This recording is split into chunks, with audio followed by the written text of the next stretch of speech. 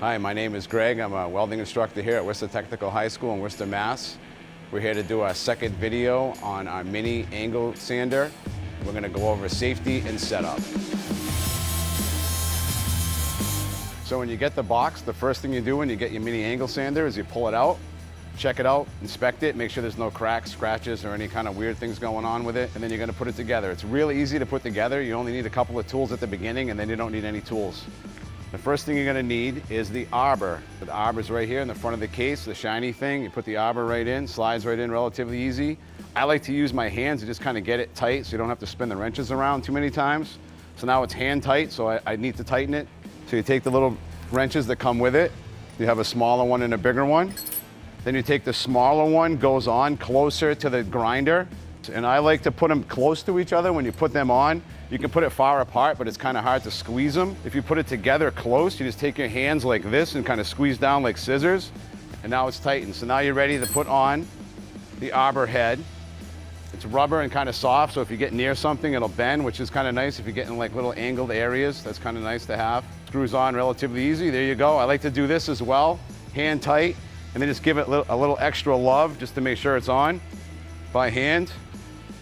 There we go, now it's on. I feel pretty good. It's spinning at 25,000 RPMs. And then the heads go on, they have a threaded back. This has the female, this has the male. Slides on relatively easy by hand. There it is, voila, it's on. If you want to take it off, same process, take it right off. You can switch the wheels, put on the non-woven disc or the sanding disc, which takes off stock. So here we go. The next step is you're going to put the air chuck in. If you have a system that adds oil, you don't have to worry about this, but if you don't, dip a little oil in here, just pour a little oil in here, and then you can put on your air chuck, and then you're good to go. What I like about these grinders is they're nice and small and with air, which is nice about air. If it's electric, it doesn't shut off when you drop it out of your hands, but air will, which is a little safer. Just an added bonus to pneumatic tools as opposed to electric. And because this spins at 25,000 RPMs, you need to wear certain PPE. First thing you're gonna need is eyeglasses. You're also going to want to wear a face shield with that as well, because if something comes off and hits you in the face, it's going to hurt. Secondly, you're going to need ear protection. The tool itself is loud, and when you're grinding on the steel is loud as well.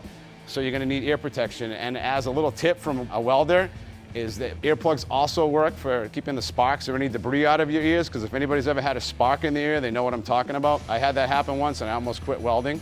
You're going to need to wear gloves, and you're going to want to pick gloves that are suitable for what you're doing. So this is a small grinder, not too many sparks, so I don't need big gloves. Plus I'll have good finger dexterity and I'll be able to use this grinder.